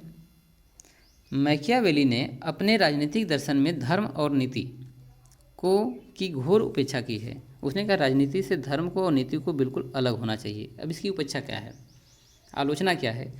इटली की तत्कालिक परिस्थितियों में उसकी दृष्टि इतनी सीमित और मर्यादित हो चुकी है कि वह समाज में इसका सही महत्व आंकने में सर्वथा असमर्थ रहा। तो देखिए, यहाँ पर मानते हैं कि धर्म को अलग कर सकते हैं पर नीति को नहीं। बिना नीति के राजनीति कुछ नहीं है, क्योंकि नीति में कूटनीति भी आता है। तो यहाँ पर कहा गया है कि उसकी जो सोच है मैकियावेली की, वह इटली तक ही सीमित है। डॉक्टर मुरे लिखते हैं कि मैकियावेली स्पष्टदर्शी थे, वह दूरदर्शी नहीं थे। उन्होंने देखा कि हाँ, जो सामने है वो सही है, पर आगे क्या सही होगा इसके बारे में वो दूरदर्शी नहीं थे। उन्होंने इस दृष्टिकोण से कभी भी चीज़ों को देखने का प्रयत्न नहीं किया कि उन्हें कैसी होनी चाहिए। उन्होंने हमेशा उन्हें उनके यथार्थ रूप में देखा, जो जैसा है वैसा ही देखा, न कि उन्होंने ऐसा नहीं देखा कि कैसा होना चाहिए। उन्होंने चालाकी को राजनीतिज्ञ की कला मान लेने की भूल की है। तो चालाकी से राजनीतिक की कला मान लेना भूल है, ये कहना है डॉक्टर मुरे का। डनिंग के शब्दों में, डनिंग कहते हैं कि मैकियावेली राजनीति में अनैतिक नहीं है, वरन वह धर्म और नैतिकता से उदासीन है। वो कहता है कि धर्म और नैतिकता जो है ये राजनीति के लिए सही नहीं है, परंतु वह ये भी नहीं कहता है कि राजनीति में अनैतिक है। उन्होंने इसको ये नहीं कहा है कि धर्म और नैतिकता राजनीति के लिए अनैतिक है, उन्होंने ऐसा नहीं कहा। उन्होंने कहा कि यह बस उदासीन है, इसको हटा दीजिए। फ्रेडरिक पोलक कहते हैं ने उसके विचारों में वैज्ञानिक तटस्थता की संज्ञा दी है। उन्होंने कहा कि जो उसका सोच है, जो विचार हैं, वो वैज्ञानिक तटस्थता है, यानी कि साइंटिफिक डिटैचमेंट है। चलिए आगे देखते हैं कि राज्य की उत्पत्ति के विषय में उनके क्या मत हैं। राज्य की उत्पत्ति तथा उसके विस्तार की आवश्यकता क्यों हुई? मैकियावेली ने राज्य के उदय, विस्तार और राजा के आचरण के संबंध में जो विचार व्यक्त किए, उनसे यह नितांत स्पष्ट है कि मैकियावेली ने राज्य का कोई दार्शनिक सिद्धांत प्रतिपादित नहीं किया है। तो जैसा कि मध्यकालीन युगीन जितने भी दार्शनिक हुए हैं, उन्होंने दर्शन यानी राज्य को दार्शनिक स्वभाव से देखा है, परंतु मैकियावेली ने ऐसा नहीं किया। न तो उसने राज्य की कोई परिभाषा दी है, न उसकी उत्पत्ति, न ही उसकी उत्पत्ति या विकास का विविध रूप से कोई सिद्धांत प्रतिपादित किया है, और न ही राज्य के तत्वों आदि का विश्लेषण तथा उस पर विचार ही किया है। वस्तुतः मैकियावेली की विचारधारा राज्य की सुरक्षा का सिद्धांत है, न कि राज्य संबंधी दर्शन। तो यहाँ पर उन्होंने देखा कि राज्य के बारे में उन्होंने कुछ नहीं कहा है, परंतु उन्होंने ये तर्क लगाया गया कि जो उसके विचार हैं वो राज्य की सुरक्षा की है, न कि राज्य के संबंध में कोई दर्शन है। जैसा कि प्लेटो और अरस्तु लिखते हैं, उनका दर्शन है, जबकि यहाँ मैकियावेली ने राज्य की सुरक्षा का सिद्धांत प्रतिपादित किया है। यद्यपि मैकियावेली ने राज्य की उत्पत्ति पर स्पष्ट रूप से अपने विचार व्यक्त नहीं किए हैं, लेकिन कहीं कहीं पर लिखा हुआ मिल जाता है। मैकियावेली राज्य को एक अस्वाभाविक संस्था मानता है। वो कहता है कि राज्य का जो निर्माण हुआ है अस्वाभाविक है, यह प्राकृतिक नहीं है। और उसका विचार है कि मानव जाति के इतिहास में एक समय ऐसा भी था जबकि न तो कोई किसी प्रकार का समाज था और न ही राज्य थे, और मनुष्य स्वतंत्र जीवन जीता यानी व्यतीत करते थे। और एक कथन सत्य भी मालूम होता है कि जब इंसान का विवेक और बुद्धि नहीं था तो उस समय न तो समाज हुआ करता था, न कोई राज्य। स्वतंत्र कहीं भी लोग कहीं भी जा रहा है। जैसा कि आज हम पशुओं को देखते हैं, पशुओं के लिए कोई राज्य नहीं होता, पक्षियों के लिए कोई राज्य नहीं होता है। तो यहाँ पर इनका कहने का मतलब यह है कि राज्य बाद में बने हैं, ये स्वाभाविक नहीं है। लेकिन मानव स्वभाव मूल रूप से दुष्ट, स्वार्थी, अहंकारी होने के कारण राज्य विहीन अवस्था में व्यक्ति परस्पर संघर्ष करने और एक दूसरे की संपत्ति को जीतने की चेष्टा करने लगे। अब राज्य की उत्पत्ति होने का जो उनका तर्क है, उन्होंने कहा कि मनुष्य जो है दुष्ट है, स्वार्थी, अहंकारी है, एक दूसरे के धन को जीतने की चेष्टा रखता है, ऐसी अवस्था से परेशान होकर एक ऐसे व्यक्ति को अपना शासक बनाना निश्चित किया जो उसके धन जन की रक्षा कर सके तथा समाज को सुख और सुविधा प्रदान कर सके। तो लोगों ने देखा कि सभी लोग एक दूसरे की संपत्ति को छीन रहे हैं, तो उन्होंने एक व्यक्ति को ऐसा चुना जो शक्तिशाली भी हो और उनके धन बल और लोगों की सुरक्षा कर सकता हो। इस प्रकार राज्य की उत्पत्ति होती है। इस प्रकार मैकियावेली राज्य की उत्पत्ति से संविदा सिद्धांत का प्रतिपादन करता है, लेकिन इसके साथ ही वह राज्य के उदय में शक्ति को महत्वपूर्ण तत्व मानता है। वस्तुतः राज्य की उत्पत्ति के संबंध में मैकियावेली के विचार हॉब्स की साम्यता रखते हैं। हॉब्स के जो विचार हैं वो मैकियावेली के विचार से बिल्कुल मैच करते हैं, क्योंकि यहाँ पर उन्होंने शक्ति को ज़्यादा जो है तवज्जो दिया है। राज्य के विस्तार की आवश्यकता क्यों होती है? चलिए, राज्य के निरंतर विस्तार होते रहने की आवश्यकता बताते हुए मैकियावेली ने एक बार पुनः मानव स्वभाव की चर्चा की है। वह कहता है कि मनुष्य का स्वभाव पारे की भांति होता है। अब पारे की जो यहाँ पर एग्जाम्पल लिया गया है, तो पारा का प्रवृत्ति होता है बढ़ते रहना है। अब पारा जो अपने को बढ़ाने के लिए वह सोना को, चांदी को, एल्युमिनियम को निगल जाता है, बिल्कुल अपने जैसा बना लेता है। तो कहता है कि जो पारे की भांति होता है वह निरंतर बढ़ते रहना चाहता है। उसी प्रकार वैभव और व्यवस्था, तो राज्य को भी बढ़ना चाहिए। जो राज्य इस सिद्धांत का पालन नहीं करते हैं वह स्थिर नहीं रह सकता है। तो उन्होंने कहा कि राज्य को भी बिल्कुल पारे की तरह होना चाहिए, उसको भी बढ़ते रहना चाहिए, कंटिन्यू। इसके संबंध में उन्होंने एक एग्जाम्पल दिया है रोमन साम्राज्य का। तो इस संबंध में वह रोमन साम्राज्य के पतन का उदाहरण लेते हुए कहता है कि उसके पतन का एक प्रमुख कारण है कि वह सदैव एक समान बना रहा। रोमन साम्राज्य के शासकों ने उसके विस्तार की चेष्टा नहीं की। अब देखिए, शक्तिशाली व्यक्ति कब उत्पन्न होगा? जब हमेशा युद्ध होते रहेंगे, युद्ध होंगे, शक्तिशाली शासक मिलते रहेंगे। तो रोमन साम्राज्य का पतन का कारण था कि वहाँ के सभी लोग जो थे अपना विस्तार नहीं किए, राज्य का विस्तार नहीं किए, जिसके कारण से उनका जो है यानी साम्राज्य नष्ट हो गया। अब देखते हैं राज्य हितों की सुरक्षा हेतु सुझाए गए उपाय। अब राज्य की हित की सुरक्षा कैसी होनी चाहिए, क्या क्या उपाय उन्होंने बताए हैं मैकियावेली ने। तो द प्रिंस की पुस्तक के बारे में उन्होंने जिक्र किया है और बताया है कि शासक को क्या क्या जो है परामर्श दिया गया है। एक सफल शासक के गुण, ठीक है। तो एक सफल शासक के गुण में इसको पढ़ने से पहले देखते हैं कि प्रिंस की 18वें अध्याय में मैकियावेली ने उन सिद्धांतों का उल्लेख किया है जिसके आधार पर राजा को अपना आचरण करना चाहिए। तो प्रिंस पुस्तक में 18वें अध्याय में उन्होंने शासक के लिए पहली बात बताया है कि अधिकाधिक शक्ति का अर्जन। मैकियावेली शक्ति ही सत्य है, ये उन्होंने बातें कहा है। माइट इज़ राइट विश्वास करता है और शक्ति मैकियावेली की समस्त राजनीतिक विचारधारा केंद्रीय तत्व है। उन्होंने कहा है कि यदि शक्ति है तो आपका राज्य सुरक्षित है, आप सुरक्षित हो, तो शक्ति ही उनकी राजनीतिक विचारधारा केंद्र बिंदु माना जाता है। साम दाम दंड और भेद को अपनाना। मैकियावेली के द्वारा अपने नरेश को साम दाम दंड भेद का आवश्यकता अनुसार प्रयोग करने का निर्देश दिया गया है। जैसा कि हम लोग ऊपर देखे हैं, सिंह और लोमड़ी के गुणों का धारण करना। अब मैकियावेली कहते हैं कि यदि भेड़ियों को डराना है तो सिंह बनना पड़ेगा, छल कपट को जानना है तो लोमड़ी जैसा चतुर दिमाग होना चाहिए। चौथा है कानूनों का कठोरतापूर्वक पालन। कानूनों का पालन नितांत आवश्यक है, अतः राजा के द्वारा सामाजिक मामलों में किसी प्रकार की निर्बलता नहीं दिखाई जानी चाहिए। कठोरतम दंड की व्यवस्था करनी चाहिए जिससे कानून की अवहेलना करने वालों को सदैव भय बना रहे। तो उन्होंने अपने सिद्धांत में ये कहा है कि भय से ही इंसान को कंट्रोल कर सकते हैं, क्योंकि इंसान जो है अपने स्वभाव में निर्दयी है, स्वार्थी है, ठीक है, और लालची है। तो भय बहुत ज़रूरी है। आगे सैनिक शक्ति का विस्तार और युद्ध की स्थिति बनाए रखना। उसका मानना है कि शक्ति का विस्तार करते रहना चाहिए और ऐसी परिस्थिति रखना चाहिए कि युद्ध की स्थिति हमेशा रहे। तो मैकियावेली की मान्यता है कि सैनिक शक्ति का विस्तार किया जाना चाहिए और युद्ध की स्थिति बनाए रखना चाहिए। युद्ध की स्थिति न केवल सैनिकों में वरन साधारण नागरिकों में भी अनुशासन, देशभक्ति, एकता और कठोर जीवन की आदत का विकास होता है।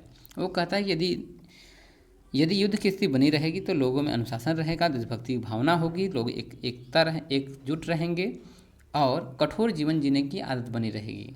ऐसा नहीं कि कभी सत्ता चले जाने पर लोगों का जो आलीशान जीवन है वह एक दुर्गम हो जाए। वो चाहता है कि हमेशा शक्ति का विस्तार करते रहना चाहिए, सैनिकों का जो है हमेशा विस्तार करना चाहिए और राज्य का भी विस्तार करना चाहिए। ऐसी परिस्थिति बना कर रखना चाहिए कि युद्ध की स्थिति हमेशा बनी रहे। चलिए, छठा जो उन्होंने बताया है कि राष्ट्रीय सेना का गठन। मैकियावेली मानता है कि यदि हम एक असंगठित, महत्वाकांक्षी, अनुशासितहीन, अकृतज्ञ, मित्रों में बहादुर परंतु शत्रुओं में कायर, ऐसे लोगों से यदि हम युद्ध करेंगे तो हम कभी नहीं जीत सकते हैं। उन्हें ईश्वर से कोई भय नहीं रहता है और मनुष्य में कोई विश्वास नहीं होता। वो कहते हैं कि यदि हम किराए के भाड़े पर अगर हम युद्ध कर रहे हैं तो ऐसा नहीं हो सकता कि हम जीतें, क्योंकि उनके अंदर असंगठन होगा, वो महत्वाकांक्षीहीन होंगे, अनुशासनहीन होंगे, तो हम जीत नहीं सकते हैं। वह कहता है कि दूसरों के अस्त्र या तो असफल हो जाते हैं या अति भार डालते हैं तथा बाधा प्रस्तुत करते हैं। मैकियावेली कहता है कि अगर हम दूसरों से अस्त्र ले रहे हैं तो या तो वह असफल होगा। कहने का मतलब है कि यहाँ बहुत कुछ है, जैसे कि अगर हम दूसरे से अस्त्र ले रहे हैं तो हो सकता है कि हमें उसको संचालित करने का अभ्यास ना हो। दूसरा, और एक कहता है कि असफल भी हो सकता है, वो हमें घटिया सामान भी दे सकता है। तीसरा, वो कहता है अतिभार डालते हैं, यानी कि वह ज़्यादा पैसे हो सकता है, हमें जो है संपत्ति की हानि भी हो सकती है। इसलिए खुद की सेना होनी चाहिए, खुद का हथियार होना चाहिए, इस पर वो ज़्यादा जोर डालते हैं।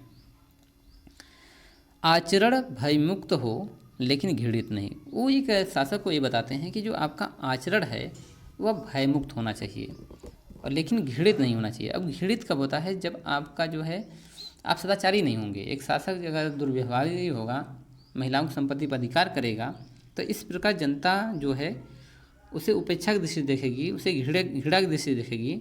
इसलिए एक राजा को चाहिए कि अपने प्रजा में उसका जो है प्रेम बना रहे। ठीक है, आगे नंबर 8वां देखते हैं। 8वां है सम्मानपूर्ण आचरण। राजा के द्वारा अपने सम्मान और अपने प्रति भय को बनाए रखने के लिए सम्मानपूर्ण आचरण को अपनाया जाना चाहिए और इस दृष्टि से उसके द्वारा 2 कार्य किए जाने चाहिए। प्रथम, प्रजा वर्ग की स्त्रियों पर कुदृष्टि नहीं डालनी चाहिए, महिलाओं को हमेशा जो है एक अच्छे नज़र से देखना चाहिए। दूसरा, प्रजा की संपत्ति छीनने की कोई चेष्टा नहीं करनी चाहिए, अन्यथा लोग निश्चय ही उससे घृणा करेंगे।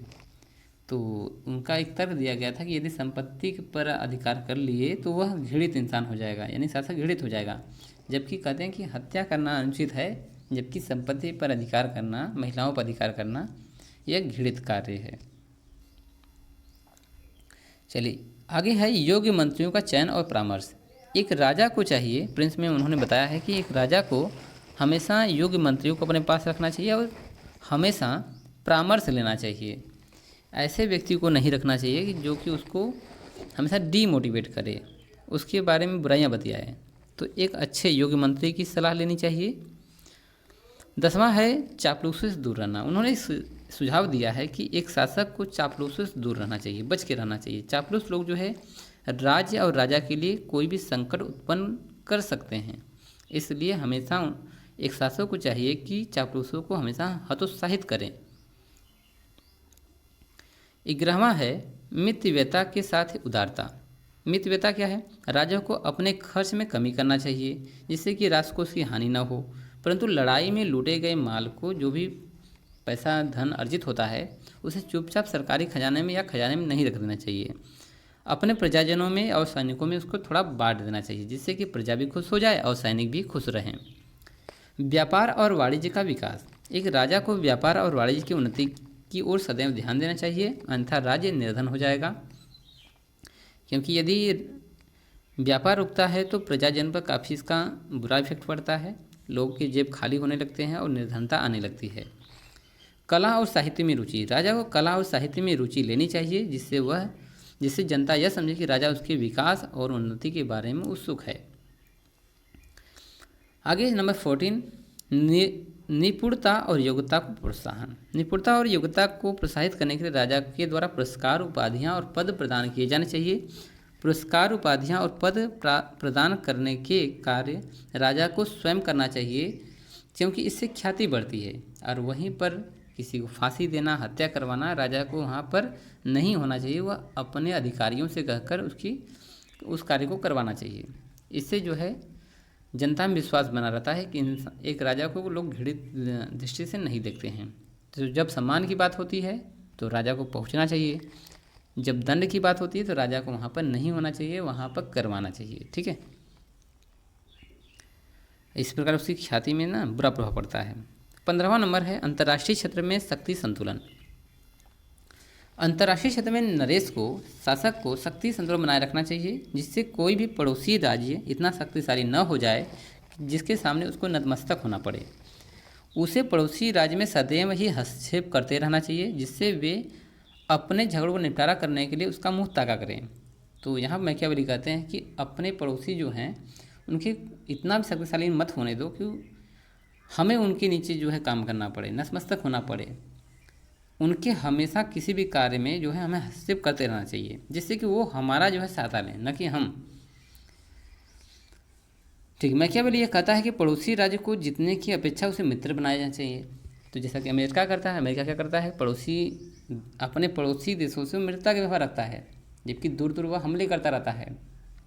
तो ऐसे ही हर एक देश को चाहिए कि अपने पड़ोसी से मित्रता का व्यवहार करे, परंतु उनसे शत्रुता नहीं होनी चाहिए और उसे इतना मजबूत नहीं होना देना चाहिए कि जिससे कि उसको नतमस्तक होना पड़े। 16 है विजित राज्य की जनता से मैत्री। अब यहाँ पर जिस भी प्रदेश को आप जीत रहे हो, जिस भी देश को जीत रहे हो, वहाँ की जनता को प्रलोभन देकर अच्छे व्यवहार के द्वारा मित्र बना लेना चाहिए, जिससे कि वह अपने पुराने शासक को भूल सकें। इससे आपकी ख्याति बढ़ेगी। चलिए आते हैं नए टॉपिक पर। चलिए अब देखते हैं कि प्रथम आधुनिक राजनीतिक चिंतक यानी आधुनिक युग का जनक, मैकियावेली को आधुनिक युग का जनक भी कहा जाता है और प्रथम आधुनिक राजनीतिक चिंतक भी कहा जाता है। तो राजनीतिक चिंतक को मैकियावेली की देन।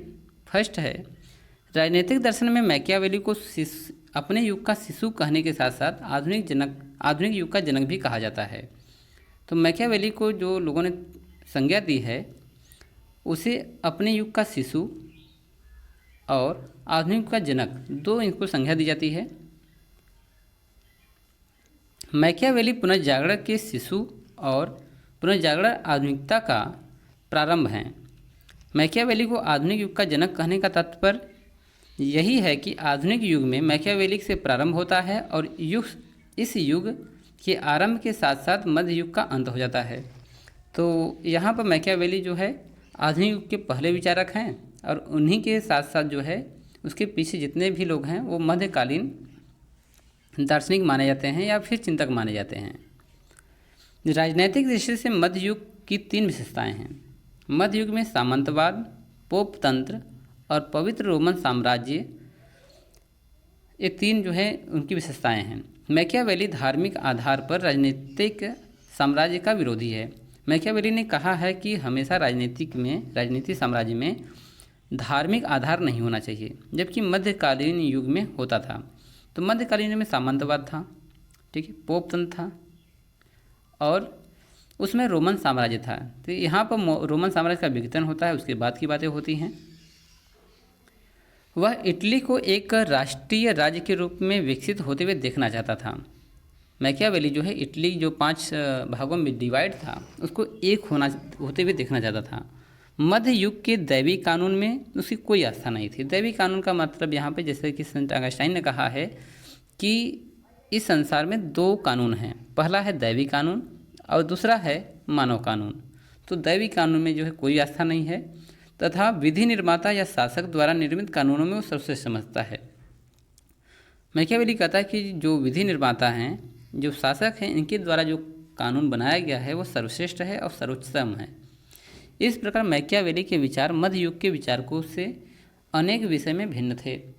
जो मध्यकालीन जो विचारक हैं उनका कहने का मतलब है कि जो प्राकृतिक कानून है वो काफ़ी बेस्ट है, सबसे अच्छा है, जबकि मानव कानून जो है यह अच्छा नहीं है, इसको भी प्राकृतिक कानून के सामने यानी कि समक्ष होना चाहिए। निम्न आधार पर मैकियावेली को आधुनिक युग का पिता यानी जनक कहा जा सकता है। तो क्या क्या तर्क दिए गए हैं इसको पिता करने के लिए। नंबर 1 है राष्ट्रीय राज्य का संदेश वाहक। आधुनिक युग के प्रारंभ में एक महत्वपूर्ण राजनीतिक परिवर्तन हुआ। पवित्र रोमन साम्राज्य तथा पोप तंत्र दोनों की शक्ति तथा सम्मान कम हो रहा था। तो जिस समय मैकियावेली था उस समय रोमन साम्राज्य का पतन हो चुका था। पोप तंत्र जो है इसका भी सम्मान लोग कम कर रहे थे। यूरोप में शक्तिशाली राष्ट्रीय राज्यों का उदय हो गया था, जैसे कि फ्रांस हो गया, स्पेन हुआ, ये सभी शक्तिशाली राज्य उसमें बन चुके थे। इन राजाओं ने निरंकुश राजनीतिक शक्ति अपने हाथ में ले ली तथा धर्म की सत्ता को पूर्णतः समाप्त कर दिया था। आधुनिक युग के प्रत्येक विचारक ने इस राष्ट्रीय राज्य की कल्पना का प्रतिपादन किया है और मैकियावेली उसमें सर्वप्रथम है। तो आज के दिन में भी आप देख रहे हैं कि धार्मिक प्रवृत्ति वाला कोई इंसान नहीं है, सभी लोग जो है आधुनिकता पर यानी कि मैकियावेली का अनुसरण कर रहे हैं। परंतु इस समय जो है निरंकुश शासन नहीं है, परंतु आज भी उसके तर्क भी हमारे संविधानों में, हमारे कानूनों में देखने को मिलते हैं। दूसरा है राज्य की आधुनिक स्थिति का निरूपण। आधुनिक युग का एक प्रमुख लक्षण राज्य को प्राप्त अत्यंत महत्वपूर्ण स्थिति है और अरस्तु के बाद मैकियावेली सबसे पहले राजनीतिक विचारक हैं जिन्होंने राज्य की महत्वपूर्ण स्थिति का निरूपण किया है। मैकियावेली ने ही सबसे पहले बताया है कि राज्य एक ऐसी सर्वोपरि सत्ता है जिसकी अधीनता से ही अन्य सारी संस्थाएं और संगठन फलते फूलते हैं। तो राज्य में जितने भी कैटेगरी में बांटा गया है, जितने भी कार्यों को लोगों को अलग अलग बांटा गया है, सभी जो है राज्य के अंतर्गत आते हैं। तो ये दूसरे विचारक हैं। पहले विचारक जो है ऐसा जो कथन अरस्तु का था। तीसरा है आधुनिक पिता कहने का इनको कि राज्य की प्रभुसत्ता का पोषक। संप्रभुता के विचार को आधुनिक युग की प्रतीक धारणा कहा जा सकता है। यद्यपि मैकियावेली ने राज्य को सर्वोपरि संस्था माना है जिसकी अधीनता सभी व्यक्ति और संस्थाएं रहती हैं। इस कथन पर सेबाइन कहते हैं कि सर्वोच्च नागरिक राजनीतिक संस्था के रूप में राज्य शब्द का प्रयोग आधुनिक भाषाओं में उसी की रचना से शुरू हुआ है। जैसा कि मैकियावेली ने कहा है कि राज्य शब्द हैं उन्होंने अपनी भाषा में प्रयोग किया है। आज भी आधुनिक समय में लोग राज्य को अपनी भाषाओं में शामिल करते हैं, जैसे कि मैकियावेली ने किया है। मैकियावेली के समय में से ही राज्य को संप्रभु कहा जाने लगा था और बाद में वही जो संप्रभु है आज संप्रभुता का सिद्धांत प्रतिपादित कर दिया गया है। तो जैसा कि लोग कहते हैं ना कि हमारा देश में आप संप्रभुता को आप ठेस पहुंचा रहे हैं, तो यह संप्रभु शब्द से ही निकल कर आया है जो कि मैकियावेली ने दिया है, यानी कि राज्य को सबसे विशेष महत्व प्रदान करना। चलिए नंबर 4 है राजनीति का धर्म और नैतिकता से पृथकत्व। तो यहाँ पर मैकियावेली ने धर्म को, नैतिकता को राजनीति से बिल्कुल अलग कर दिया है। तो मैकियावेली को आधुनिक युग का जनक कहने का सबसे प्रमुख कारण है उसके द्वारा राजनीति का धर्म और नैतिकता से बिल्कुल पृथककरण, अलग करना। मध्य युग में समस्त राजनीतिक दर्शन में धर्म राजनीति पर हावी रहा है और नैतिकता तथा धर्म की दुहाई देते हुए राजनीतिक संस्थाओं का विकास रोके रखा है। तो जब तक धर्म और नैतिकता था तब तक राज्य का विकास नहीं हुआ। जैसे इसको अलग किया गया तो राज्यों का विकास होना प्रारंभ हो गया। चलिए 5वां जो कारण है शक्तिवादी राजनीति की प्रणेता। हमेशा जो है मैकियावेली ने कहा है कि जिसके पास शक्ति है उसी के पास सत्ता है। तो आधुनिक युग की एक विशेषता शक्तिवादी राजनीतिक पावर पॉलिटिक्स है और इस शक्तिवादी राजनीति को मैकियावेली ने ही प्रारंभ किया। आधुनिक राजनीति में जिन राजनीतिक एवं कूटनीतिक दावपेच और छल कपट का प्रयोग किया जाता है और औपचारिकताएं एवं स्पष्ट रूप से इन साधनों का प्रयोग समर्थन मैकियावेली ने किया था। आज भी हम अपने राजनीति में देखते हैं कि कूटनीति, छल कपट ये सभी होते रहते हैं। तो मैकियावेली ने भी यही सिद्धांत दिया है कि एक राजा, एक शासक को सब कुछ जायज़ है, छल कपट कुछ भी। व्यक्तिवाद के समर्थक। आधुनिक युग की एक विशेष प्रवृत्ति व्यक्तिवादी विचारधारा है। आधुनिक युग के प्रारंभ में व्यापार, वाणिज्य और उद्योग का प्रसार हो रहा है। यह विचारधारा बल ग्रहण कर रही है कि राज्य के द्वारा आर्थिक क्षेत्र में हस्तक्षेप नहीं करना चाहिए, यानी कि कभी भी वाणिज्य यानी कि व्यापार के लिए किसी भी शासक को अपनी जनता के प्रति ऐसा नहीं करना चाहिए कि उसका व्यापार रुके। भौतिकता और उपयोगिता के प्रवर्तक। आधुनिक युग में भौतिकतावाद और उपयोगितावाद का भी एक स्पष्ट स्थान है और मैकियावेली ने इस संबंध में भी अग्रणी हैं। उसने इस बात का प्रतिपादन किया कि मानव का इहलौकिक सुख की कामना करनी चाहिए, यानी कि हर एक इंसान को सुख की कामना करनी चाहिए। उसके लिए सारा प्रयत्न किया जाना चाहिए। एक राज्य को चाहिए कि वह इंसान को खुश रखने के लिए, लौकिक सुख प्रदान करने के लिए प्रयत्न करे। राज्य और प्रभुता, कला और सौंदर्य, नारी और मदिरा, ये सभी भोग के योग्य वस्तुएं हैं। मैकियावेली का यह सुखवाद संदेश आधुनिक मानव के लिए अत्यंत प्रीतिकर है और इस आधार पर उसे उपयुक्तावाद का प्रवर्तक भी कहा जाता है। तो जैसा कि मैकियावेली ने कहा है, आज भी लोगों को वही बातें, वही चीज़ें प्रिय हैं जो मैकियावेली ने अपने सिद्धांतों में कहा है। आठवां जो है, इनको राजनीतिक यानी आधुनिक समय के पिता कहने का तात्पर्य जो है, आठवां रीजन ये देते हैं कि संघ राज्य के प्रथम विचारक। मैकियावेली ने इटली के लिए एक कॉमनवेल्थ यानी संघ का निर्माण करने का विचार रखा। उनका कहना था कि 5 राज्यों में इटली विभाजित है, इसको एक संगठित कर दिया जाए, एक शक्तिशाली निरंकुश राजा बने जो इसका जो है एकीकरण कर दे। उसका कहना था कि एक बार प्रिंस इकाई राज्यों को विभाजित कर उन्हें अपने अधीनता में कर लेगा, फिर एक ऐसा संघ बनाया जाएगा जिससे शासन की शक्ति कुछ सीमा तक इकाइयों में विभाजित होगी। आधुनिक युग में विशाल राज्यों के लिए संघीय व्यवस्था ही अत्यधिक व्यावहारिक है। जैसा कि आज हम भारत की बात करें तो भारत जो है 28 राज्यों में बटा हुआ है, कुछ केंद्र शासित प्रदेश भी हैं, परंतु इनके लिए एक संघ बनाया गया है जहाँ पर सभी सांसद आकर संसद में बैठते हैं। तो ऐसा ही उसने उस समय भी सोचा था। आधुनिक अध्ययन पद्धति के अनुयायी। सबके अतिरिक्त मैकियावेली पद्धति की दृष्टि से आधुनिक युग के जनक हैं।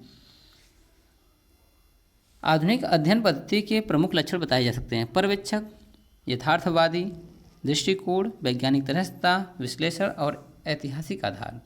तो उनका जो तर्क रहा है, अध्ययन करने का तरीका रहा है, वो पर्यवेक्षण रहा है, देख करके, सीख करके। यथार्थवादी जैसा है वैसा ही, वैज्ञानिक तटस्थता और विश्लेषण, ऐतिहासिक आधार, इसके आधार पर भी इनको जनक कहा जा सकता है। अब W.T. जोन्स लिखते हैं कि मैकियावेली किसी भी अन्य व्यक्ति की अपेक्षा इस तथ्य के बावजूद कि वह कठिनाई से ही राजनीतिक सिद्धांतवादी है, आधुनिक राजनीतिक दर्शन का जनक है। अब यहाँ पर जो W.T. जोन्स हैं वो लगते हैं कि मैकियावेली किसी अन्य व्यक्ति की अपेक्षा, कोई भी अन्य दूसरा व्यक्ति की अपेक्षा, इस तथ्य के बावजूद, तथ्य क्या है कि वह कठिनाई से ही राजनीतिक सिद्धांतवादी हैं, ठीक है, आधुनिक राजनीतिक दर्शन के जनक हैं। तो यहाँ पर मैकियावेली को आधुनिक दर्शन के दर्शन का जनक कहने का तात्पर्य W.T. जोन्स लिखते हैं कि यह अन्य व्यक्तियों से थोड़ा से अलग हैं और जो है राज्य के प्रति सिद्धांतवादी हैं। इटली में राष्ट्रीयता की भावना मैकियावेली के विचारों द्वारा ही जागृत हुई है। तो इटली में जो राष्ट्रीयता की भावना है वह मैकियावेली के विचार से जागृत हुई। उसे इटली का प्रथम राष्ट्रवादी और प्रथम देशभक्त भी कहा जाता है। अब शक्ति को लेकर के, पावर को लेकर के इनकी क्या तर्क थे? पहला, मैकियावेली के विचारों में शक्ति राजनीति का समर्थन किया है। उन्होंने कहा कि राजनीति तभी संभव है जब शक्ति पास रहेगी। दूसरा, मैकियावेली ने केंद्रित शक्ति का समर्थन किया है, यानी कि शक्ति को ही केंद्र में रख करके उन्होंने पूरी बातें कही हैं। शक्ति को बढ़ाने के बल का प्रयोग अंतिम विकल्प के रूप में करना चाहिए। यदि शक्ति बढ़ाना है, आक्रमण करना है, बल का प्रयोग ये अंतिम में कीजिए, पहले छल बल कुल भी कर लीजिए, ठीक है। हिंसा का प्रयोग शीघ्रता से करनी चाहिए। यदि आप हिंसा पर उतर आए हैं तो बहुत तेजी से करिए, टाइम मत लीजिए। हिंसा का प्रयोग बर्बर एवं त्वरित रूप से करना चाहिए। ऐसी हिंसा होनी चाहिए कि लोग कल्पना भी न कर सकें और तुरंत करना चाहिए। मैकियावेली ने किसी भी साधन का प्रयोग करके शक्ति अर्जित करने का समर्थन किया है। आप शक्ति अर्जित करने के लिए कुछ भी कीजिए, कोई भी साधन उपयोग सब साध्य हैं। मैकियावेली के लिए शक्ति अर्जन ही राजनीति का मूल उद्देश्य है। राजनीति में आना है तो शक्ति होना चाहिए, ठीक है। उसने इटली को शक्तिशाली बनाने के लिए नागरिक सेना बनाने का समर्थन किया है। उन्होंने कहा कि राष्ट्रीय सेना होनी चाहिए जो डिसिप्लिन में होनी चाहिए। मैकियावेली में आधुनिक राजनीतिक विचारों का शुरुआती बीज पाया जाता है। उसने संप्रभुता, भाषा आधारित राष्ट्र राज्य एवं गणतंत्र जैसे राजनीतिक विचारों की रूपरेखा रखी थी। चलिए, अब उनके अंदर जो राष्ट्रवाद की भावना है, ये आखिरी टॉपिक रहेगा हमारा मैकियावेली के विषय में। राष्ट्रवाद की उत्पत्ति का आधार मैकियावेली के विचारों में मिलता है।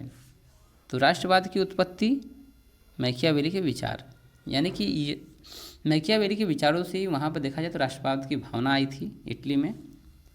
मैकियावेली के लिए राष्ट्रवाद का अभिप्राय राष्ट्र को शक्तिशाली बनाने से था।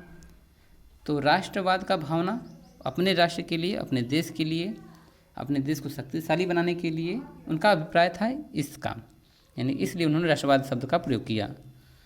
राष्ट्र को शक्तिशाली बनाने का आशय इटली की शक्तियों को एक राजा में केंद्रित करना था, इसलिए उसने निरंकुश राजतंत्र का समर्थन किया है।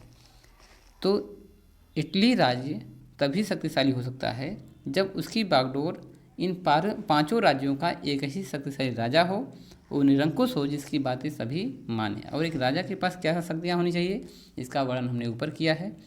तो मैं आशा करता हूँ कि आपको ये टॉपिक मैकियावेली काफ़ी समझ में आया होगा।